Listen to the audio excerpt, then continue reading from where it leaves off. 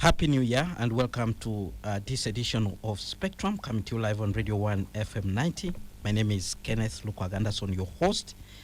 And today we'll be looking at resetting our national priorities in the new year 2025.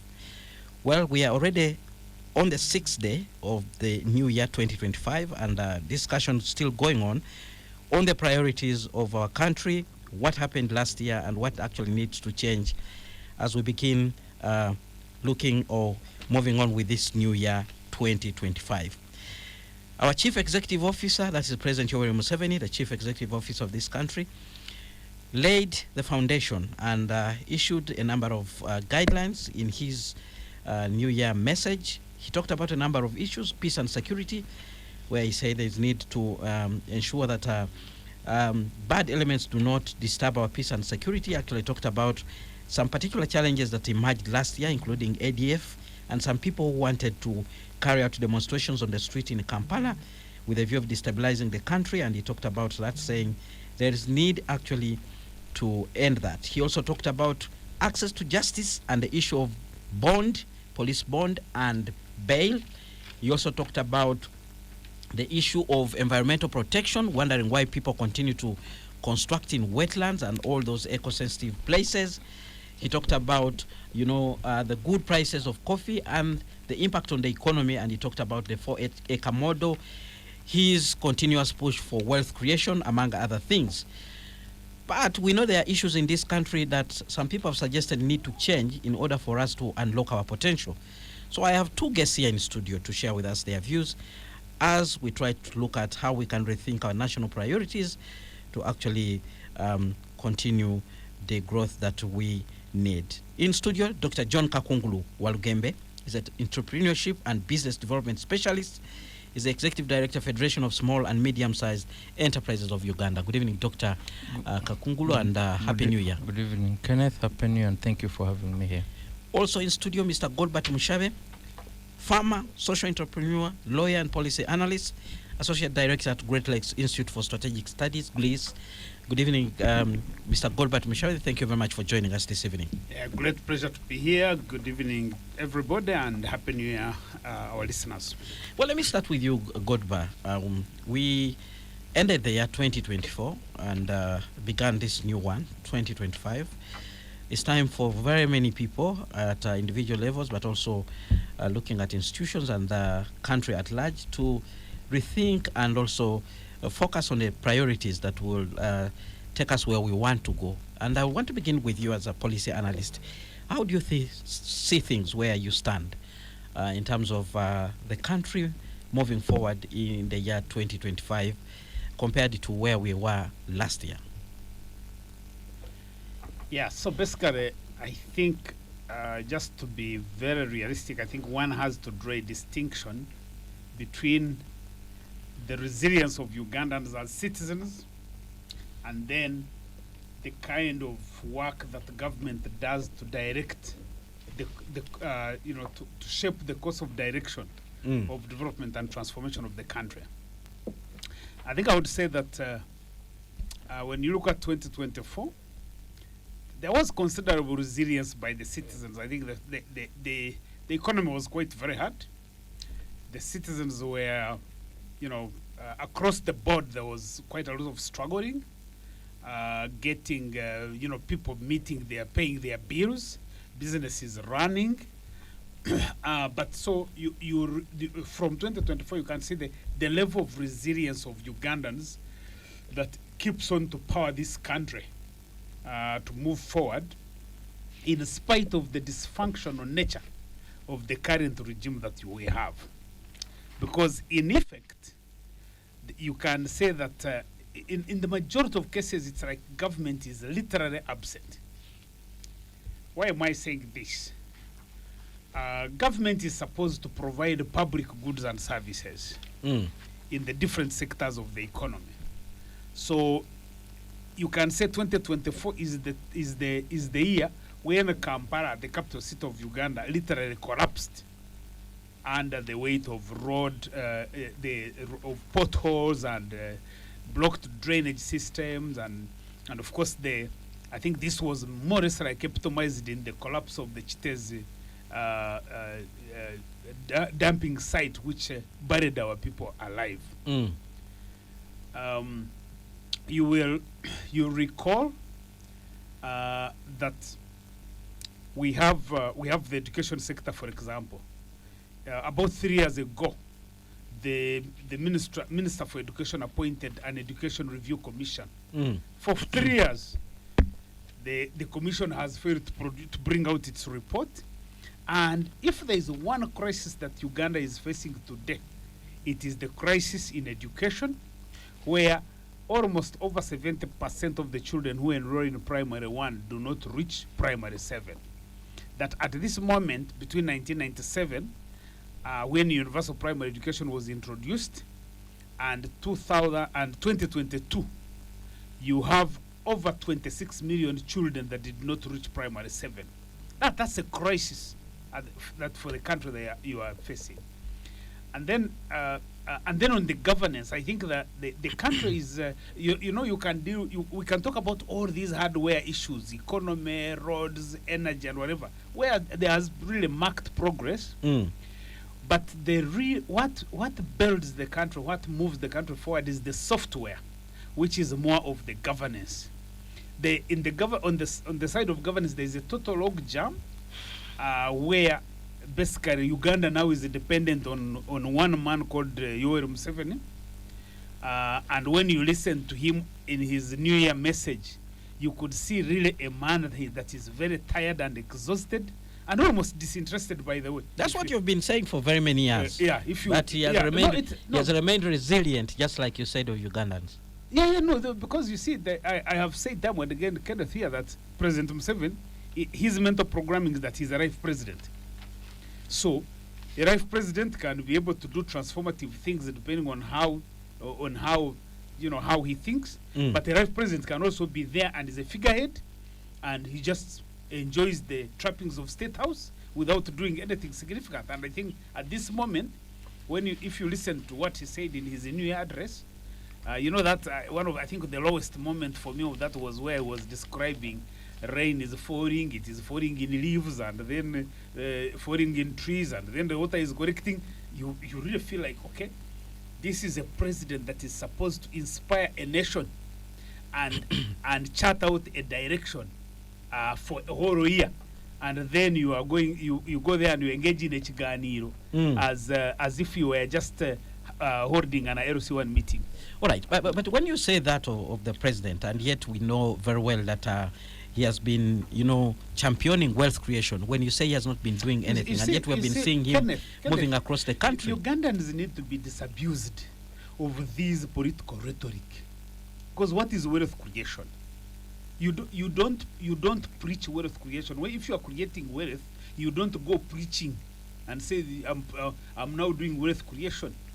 I mean, the tours that he has been doing, visiting chicken farms and duck farms and whatever.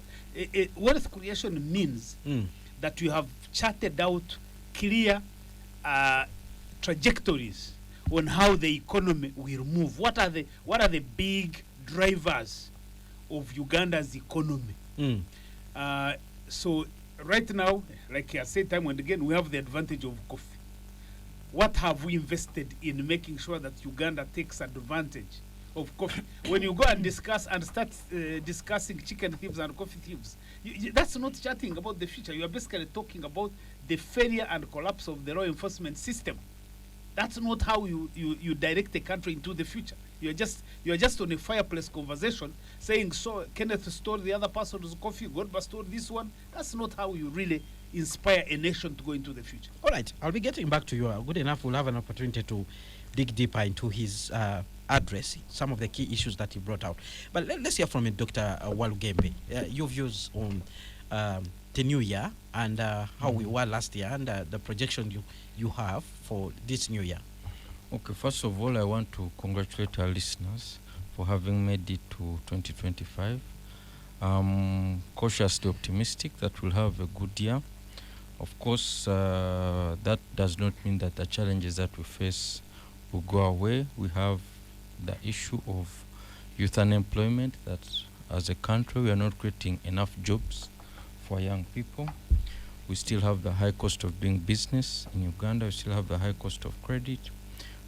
Many small businesses are struggling to remain open, and many are also struggling with informality. The cost of running formal businesses is very high. The taxation regime is considered by businesses to be very prohibitive, and many of them are choosing to close. But at the same time, we also see some good things, and in 2025, I think that this year our inflation rate was quite low. It was below 5%, 3.3, 3.2. So that's good, but also bad, because if you target inflation specifically, which is good to keep down, but at the same time you need to ensure that you don't constrain the growth of the economy and its ability to create jobs for people. Our public debt is still high. I suspect it's over 100 trillion now. We are seeing some projects, the East African Crude Pipeline Project, the SGR, which are likely to have a positive impact on the economy. And one of the reasons why our debt is going up, because we are going to borrow for it. Not necessarily. Our debt is already up. We are borrowing. The SGR is at the tail end. So I don't think that's a genuine kind of reason. We're also seeing, in terms of our export portfolio, we are seeing good performance, especially in regard to coffee. But we are still relying heavily on the re-export of gold, which for me is a risk because a bit of that comes from without. And then looking at wealth creation, we'll see government continuing to focus on the parish development model, trying to bring people into the money economy. But at the same time, the president, alongside the parish development model, the president also has his 4-acre model.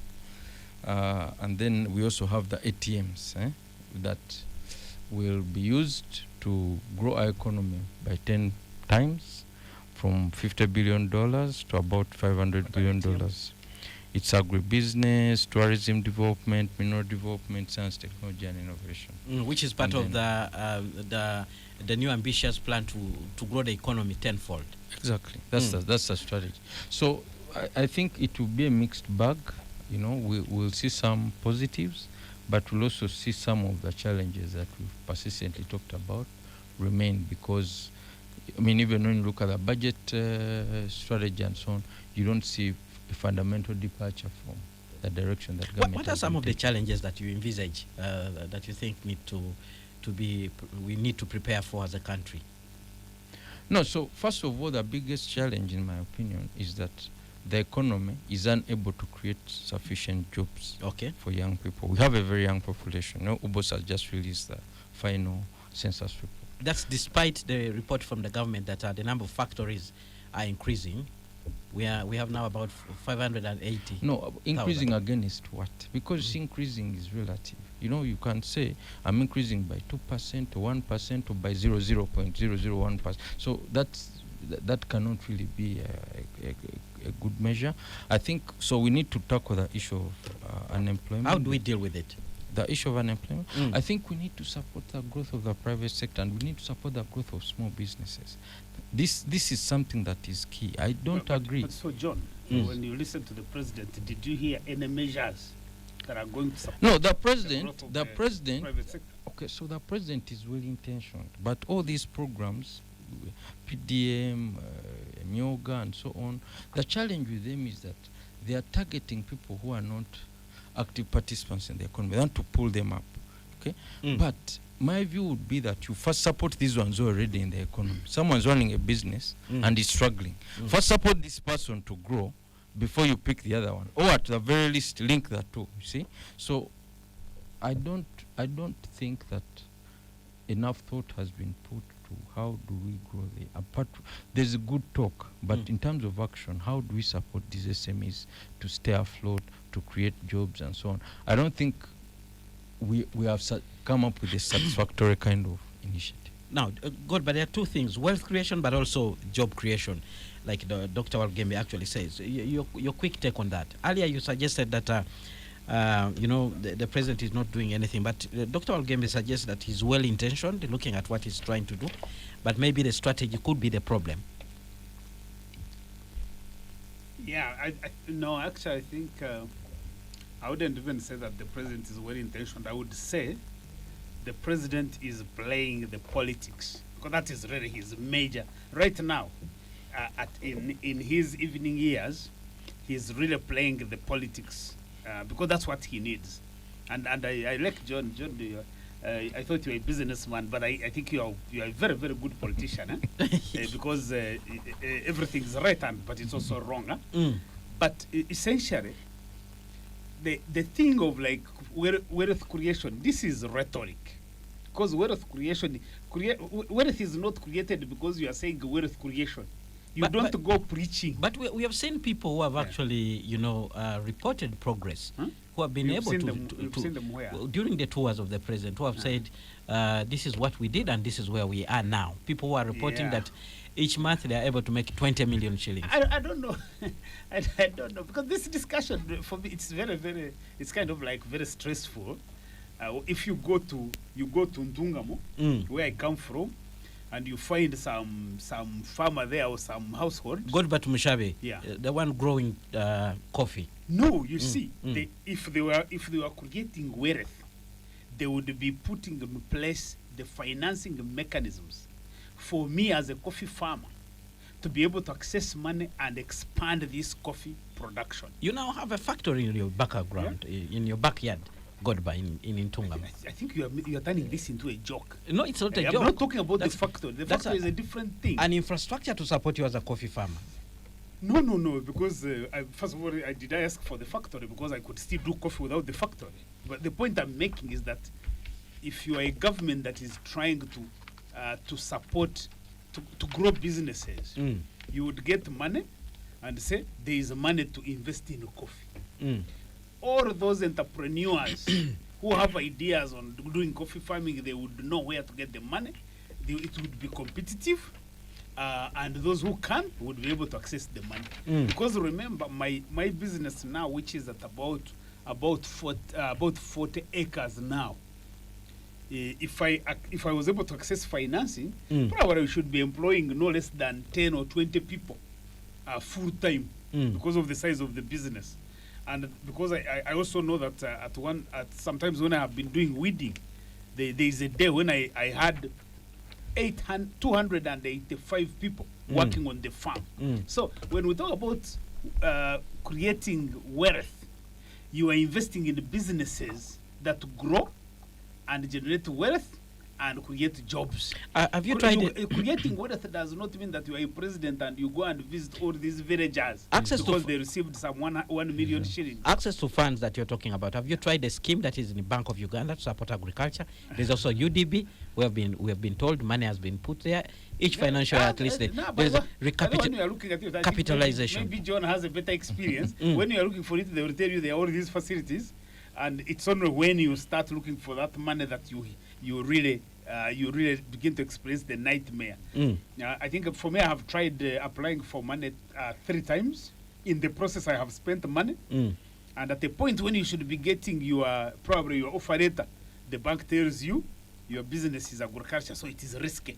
And I'm like, but are you saying the bank does not have professionals who can look at the preliminary assessment and say this business we can fund it or not? About 2 days ago, I was seated with someone who is doing a very interesting business in manufacturing, and he's looking. He has been applying. He applied to UDB for financing, and he took 2 years for the facility to come through. Now that's not how you finance business. 2 years. That business has already suffocated. Probably the person has already incurred a lot of debts. So if you have the structure of the financial sector that is operating that way, if you are a president who really believes that you should be actually transforming a country, any speeches you give should be really to give directions on where, on addressing some of these structural problems that businesses are facing. But to go around the village just visiting this farmer, this one, because you gave them 1 million shillings, that's just a campaign, really. And I'm very disappointed, Kenneth, because all of you guys on media, you keep on saying, "Oh, wealth creation tour." Come on, guys, let's be serious. Dr. Walgembe, private sector economy like Uganda, but we still have this complaint where, like Godba says, access to cheap credit not to be able. not cheap credit. Okay, let's we, say funding. we got a reasonable credit. Price credit to actually, support the growth of the economy. How do we deal with that? No, so the problem is when we... The government talks about UDB. When you talk about agriculture, there's money in the central bank, the agriculture credit facility, and other initiatives that have been put in place. Okay, so the problem is that during the structured adjustment programs, the early 90s, government just absorbed the prescription by the IMF and the World Bank and so on, with the result being that our financial sector is dominated by foreign firms, which is not a problem really, because foreign firms, to the extent that they are supporting your economy, I think are a positive thing. But at the same time, you cannot expect a foreign business that sits in some capital with shareholders that sit and say, these are strategies for these markets, to be aligned with your strategic kind of objectives and priorities. So I think for me, we need to ensure that the pricing for our finance comes down. It's still high because the average now, I don't know, you're looking at prime lending rate, many institutions are looking at 19% per annum. You can go up to 27%. So if you borrow at 27%, really, what kind of business are you doing? Because if you do 27% and this is what you have to pay back to the bank, and you put other charges, if you put taxes, if you put costs of employees and so on, there is no way you can make money. So as the year came to an end, there was a cap announced by government on money lenders. Do you think it can be done? No, that's also for other wrong. financial That's institutions? also wrong. That's also wrong, because if you're saying, because you cannot regulate money that's not yours. If you have money and you give it to money lenders, then you can afford to tell them, lend my money at this much. Okay? Like they have done with the banks with SCF. But if you are not the one giving them the money, because someone goes to a commercial bank and borrows at 27%, okay, and then you cap his interest, I don't know, at 33%, because 2.8% per month. That margin is what he needs to run his business. This is too low, So because you are assuming that, because as if people even say, what was the basis to come up with this cap? Is there a study that said that a typical money lender should have a spread of 6%? So what do we do to take down the interest rate? No, what we should do is both regulatory and activist. Okay. First of all, the central bank in this, if you look at the role that central banks have played historically in the other countries, they've not just focused on tackling inflation like we are doing now, which is price stability. They've had other roles. Okay, and some of those roles have supported, because some have supported the growth of local industries. And if you look at South Korea, for instance, if you look at China, if you look at the West itself, the role that their banking sector played in their development, is quite activist. The other issue is that we should allow the emergence of strong indigenous institutions. Of course, UDB is one, but my quarrel with UDB is that it has taken on a commercial bank mindset. UDB should not operate like a commercial bank. It should take risks. Godba should be able to go and say, I don't have collateral, but if the project makes sense, and if it has the strategic national interest, UDB should be able to go in and justify that, because they're using taxpayers' money. Okay? But they're operating like a typical commercial bank. If you go there, you must have collateral. If those who don't have collateral cannot access money from UDB, then what's the difference between UDB and other commercial lenders? All right, Spectrum on Radio 1 FM 90. Let's go for a break now. When we return, we'll look at some of the key highlights in the presidential speech as we connect it to the state of affairs in our country, as we look at what needs to change to be able to move this country where we want it to go in the year 2025. Stay tuned to Radio 1 FM 90. Keep your comments coming via the WhatsApp line 0703-090-090. Spectrum continues after this break. Well, thank you very much for staying with us on Spectrum, live on Radio 1 FM 90. Our topic of discussion today, we are looking at how we can reset our national priorities in the new year 2025. And I'm speaking to two gentlemen here in studio, Dr. John Kakungulu Walgembe, entrepreneurship and business development specialist, executive director, Federation of Small and Medium-Sized Enterprises of Uganda, Mr. Godbert Mushawe, farmer, social entrepreneur, lawyer and policy analyst, who is also the associate director at the Great Lakes Institute for Strategic Studies. Now, Godbert, let's look a little bit into the speech of the president. And I want to begin with this issue of bail and police bond. The president is not happy about the issue of being given blanket bail to everyone. He has also re-emphasized his position of banning police bonds, and he says any police personnel that give a police bond to a village thief when the case is ready for trial will be held fully accountable. What's your take on the president's insistence on this issue of bail and police bond? I think Museveni is playing ignorance because he knows that when a case is ready for trial, there are no bonds given. Bonds are not always given because the police has arrested you, and they are not prepared to take you to court. They don't have the state attorney to sanction the file. And remember that you are presumed innocent until proved guilty. I think that the president is hiding away from the failure, his failure of 40 years. Because the reason all these issues are rising, they are basically they are a direct consequence of the way he has governed this country. And his particular concern is about rampant stealing of cattle, goats, and the other issues in different villages, which is causing insecurity and robbing from the people who have tried to create wealth. Of course, you are diverting me. I'm not diverting you. You are diverting me. I am saying on a national radio, let's not come to discuss stealing of cattle and coffee. There is an entire police institution. The stealing or arresting people who are stealing is a function of law and order. Could it be a problem there that the president is not? I am saying that the president has failed to build a credible and efficient police force that is able to follow these cases and investigate them and prosecute them. The president has failed to put in place a judicial system that is able to handle all these cases and dispose of them.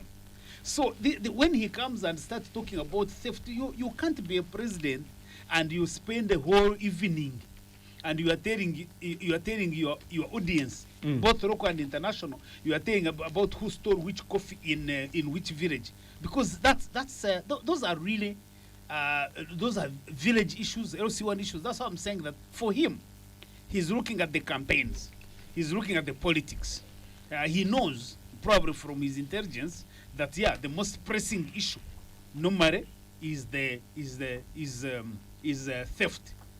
But what is and fueling that theft? Remember that one of the things he has done, like since 2005 mainly, when he wants to introduce the army in any segment of our society, he spends a lot of time demonizing the institutions that are actually active there that are supposed to be doing this. He demonizes them, he goes and campaigns against them, and then deploys the army. And because for him, his main scheme of governance is to deploy the army to control every aspect of Ugandan society, and that's what you can read from the things he's saying, because that speech really, he actually, by that message, he didn't have to give it. Because and he actually states it here. He says, how about the police? If the concerned people do not act, I will involve the UPDF to empower all the wealth creators, farmers, etc., to guard their property by activating the vast militia of our LDUs. It will not be good for those thieves.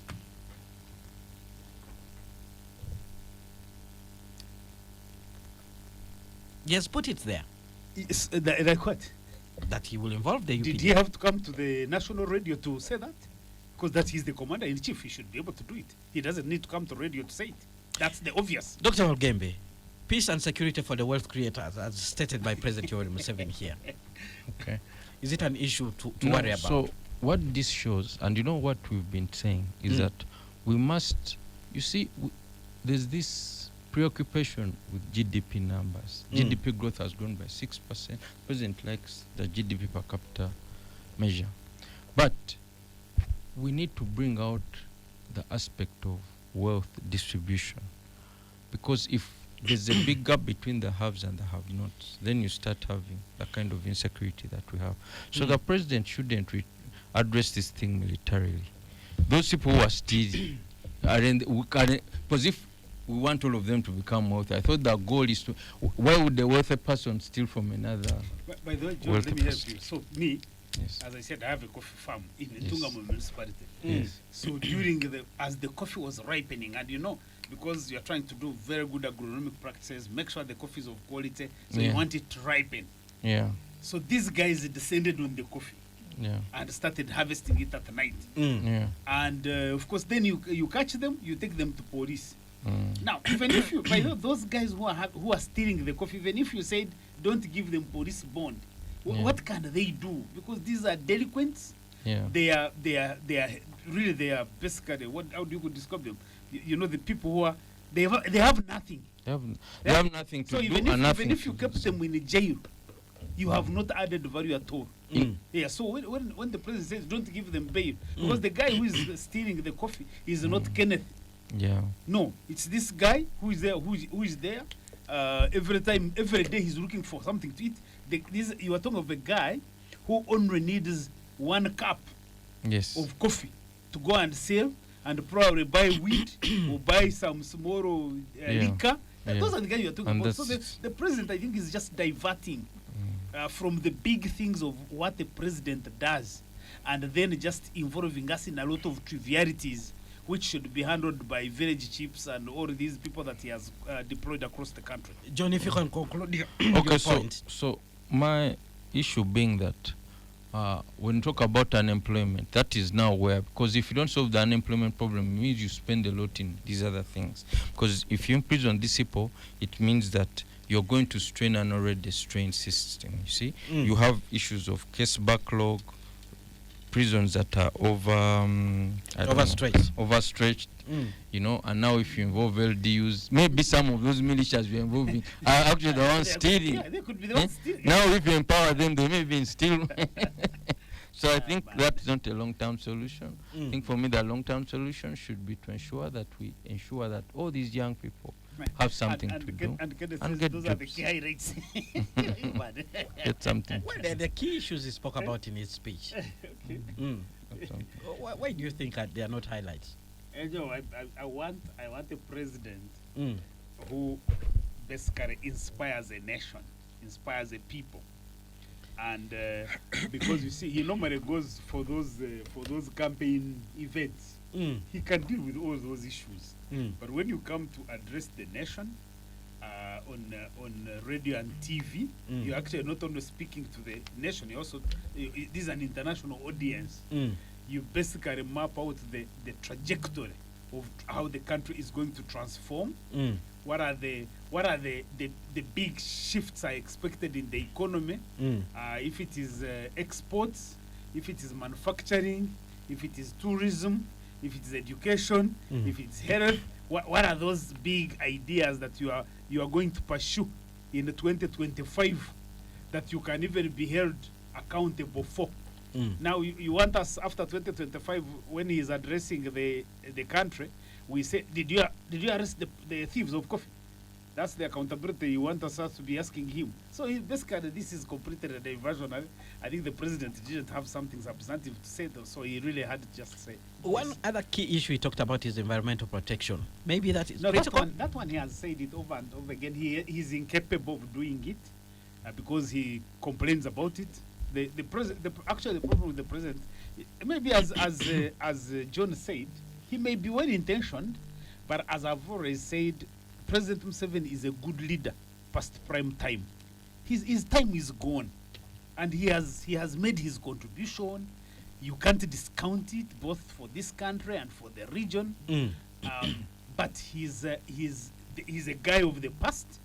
This country is struggling to go to the future, and he can only be a bridge, but he's not our future. And that address and all the other speeches he gives these days basically are evidence that he is not our future. He needs to be able to, he needs to have the courage as a statesman to be able to transition this country into the future. And that future is past him. I can see It you're can't be massaging him. Yeah? You're massaging him Massaging him how? to do what you want. What do you mean? I don't understand. Yeah, like to hand over power or something like that, to create a transition. Is that what you're So trying is to that say? a problem? Is that wrong? Well, there are some people, who, especially in his political party, who still think he's useful. I've given you my opinion that the president has made his contribution. That contribution, I think, is phenomenal. It can't be discounted. All right. And my opinion is that this is a good leader past prime time. No matter what he does, All these speeches he has given in the recent past and his actions basically show you a guy who is tired, who is exhausted, and who is increasingly disinterested, by the way. And normally that's what happens when you have been in power for 30 years, 40 years and above. So it's not even surprising. Nobody should be surprised that Museveni cannot go and address the nation and talk about the big issues of the day. And you just have to do like a fireplace conversation. That Dr. Walgembe, do you agree with Godba that President Museveni is a man of the past? He's not part of the future. Well, I wouldn't agree with him. No, I didn't say that he's not part of the future. I just said he's a transition to the future. He is not the future. Okay. Yeah. No, I mean, I think my view is that we hold, yes, of course, definitely the president as the head of state plays a role, but I think for me it's the efficiency of the entire state that's extremely important, as opposed to, being obsessed with this individual and what they do and so on.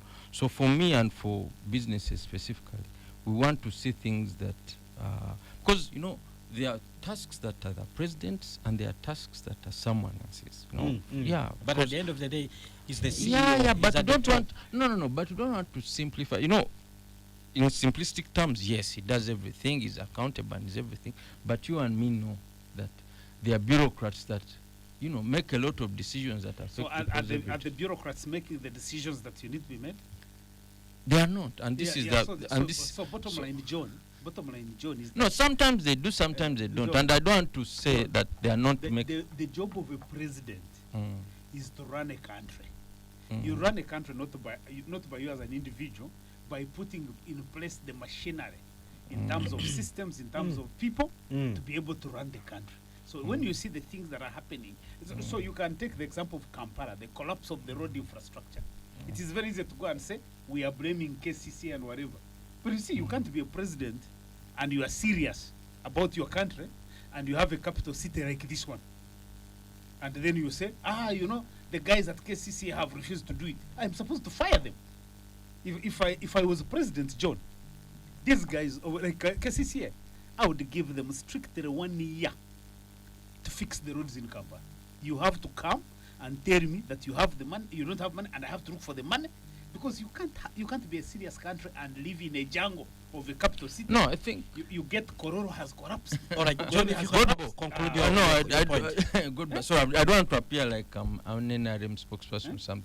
But again, we don't want to give the picture. Just speak your mind. We don't want to give the picture of a broken down system. I think in some parts, some things are working okay, some things need to be fixed, some things are not working completely. And I think the trick is in trying to be as objective as possible, to say that in this area, you've scored 0. In this area, you've scored 50. In this sector, you've scored 70. The challenge I have with many analysts and politicians and so on is to say that everything is not. So for you, on a scale of 10, where are we? No, I can't give a general mark. I can give in specific areas. You can ask me on the economy, on defense, on infrastructure. So we're doing where you perform in health may not be where you perform on in the economy, where you have a key interest. No, I think on the economy I would give it maybe 45%. 45%. Yeah. We have comments coming in. We have a comment coming in from Emmanuel Lumala Dombo, who is the spokesperson of the NRM party. Says, Bwana Lukwago, if habitual offenders are withdrawn from circulation pending prosecution, I think it's a deterrent, and society may get some temporary reprieve, and they harvest their coffee. How can Godba say there is no value addition? Really? Yes, a question there. Then we have another comment coming in. Can Godba tell us how much money in terms of daily wage he pays to people he has employed? How often does he employ such a number in a year? How much tax does he pay for coffee harvest from his shamba? We have another comment. Hello, Spectrum. New Year greetings to Godba and John. Just want to seek their opinion on UDB financing a private social development project like the Akamwesi Mall in Kebando at the expense of value addition agriculture projects where they demand for collateral security, yet proprietorship doesn't possess the required securities. And how can UDB, Bank of Uganda, spur economic development of the middle class that can create jobs in Uganda with this kind of economic interventions by the national state financing banks? In their opinions, is this the economic interventions approach by the current by the current Secretary to Treasury, Gobi, to spur the economy to be the best in East Africa? That's Daniel Mwanje from Uganda Land Owners Association. Then we have another comment here from Kawoya, who is listening in from Jinja. Let's just call a spade a spade. He is right 100% on our beloved president's approach to governance. It's by the gun, has always been by the gun, and will always be by the gun. Talks on theft are just mere political gimmicks. The more poor we are, the easier we are controlled by the gun. Well, that's the feedback that is coming in from the listeners. Who wants to have the first take? There were some specific questions directed to me. Thank you very much, our listeners, for just engaging in this conversation. I think there is a gentleman who asked about how much do I pay to the farmers, to the workers. I can say precisely that the daily pay for people at my farm, if you work from 7 a.m. to 1 p.m., you earn 6,000 shillings. Normally, the standard rate in the village is actually 5,000. So I up it by 1,000.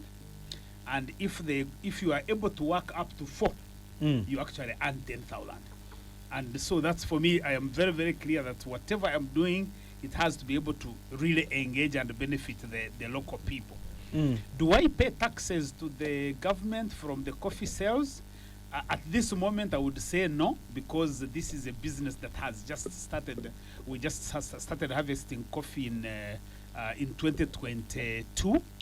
So, in other words, right now we are operating, paying back all the loans and borrowings that we have incurred. So, in that case, you can't be able to pay taxes because most of that money is discounted.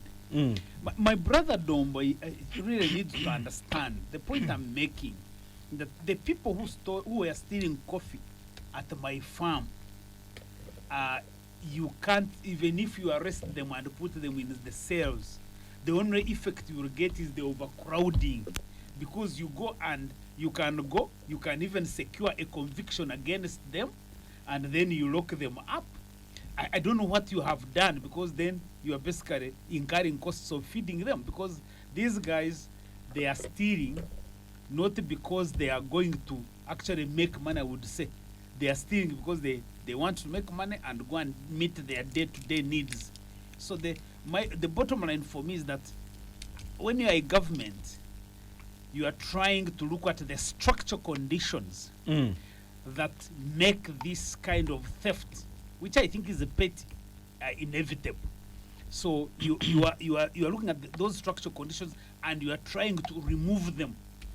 You cannot solve structural conditions by tactical activities, operations, like just arresting and just looking up people who are helpless. Because me, I would get to these people, by the way, I would arrest them.